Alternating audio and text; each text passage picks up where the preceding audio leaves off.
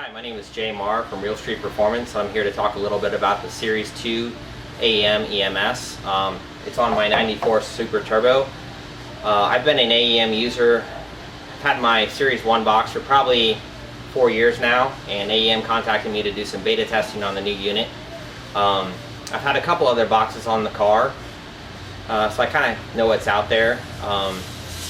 The new box has some pretty neat features that you can read about. The 12 peak and hold injector drivers, the direct fire, which is going to be a big difference in idle quality. It's got password protection, so if you feel like you want to protect your work, keep people from moving it around the community, you can now. It works with all existing gauges. If you have a serial gauge, the same thing. You know, the same serial gauge will work with this box as it did the Series 1 box. You'll notice that the logging has a bit more capacity and some other features in it that are going to be new to the Series 2. The main things that you'll notice upon getting your Series 2 box is that the startup cycles are tremendously shorter, fires like factory, and the idle quality is a lot better. Some of the things that you can't see on the web right now, we're going to show you today. Some of the limitations that were set forth with the Series 1 box and the hardware that was in that box have been lifted, and now you'll notice that your low speed triggers and high speed triggers and overall drivability, when you really start to get picky, can be made really nice with the Series 2 box. There's some other nonsense. The box is a little bit smaller measurement wise, but you can get that stuff off the web. So let's fire this thing up and just make a display of the things that you can't see on paper. The engine's up to operating temperature now, so what you'll see is when you fire it up, it's going to start up pretty well. I haven't spent a whole lot of time tuning this box. You know, maybe an hour total. I stay pretty busy at the shop, so I haven't had time to really thoroughly go through it, but it was very easy to make the car drive well with little tuning time spent, which is welcome news. If you do tuning as a profession, there's some systems that you avoid because of the time it takes to make them drive well. You know, this thing will tune up pretty quick. I would suggest maybe a couple hours total if you're familiar with the software to just knock it out.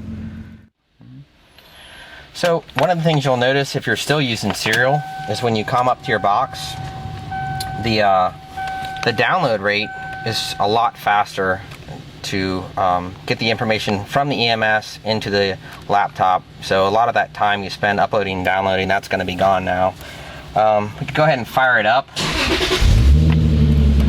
Nice startup, nice transition into idle. You know, the closed loop idle control, it's pretty hard to pick at. It just does its job. You know, if you spend the time to set it up well, there's not going to be any issues in installing or just the stuff that a lot of people bitch about, and it's just taking the time to make it right. I have my idle speed set at 850 right now, and as an illustration of the trigger cleanliness, cooling temp isn't really hot right now, but we can go ahead and jack this engine speed down and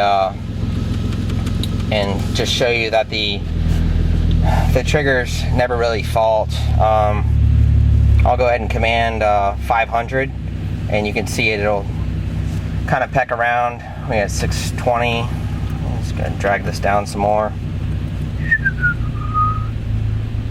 Yeah. Even at just over 500 RPM, it just does its job. So those moments where you're cruising away from your driveway and you pull the engine down with the clutch and the idle control is trying to keep it up and the car would kind of want to cut off or whatever, some of those systems and the triggers and the filters and how the EMS interprets the crank sensor and cam sensor data, this thing is about as good as it's ever going to get. You know, it'll just sit there and hum, just do its job.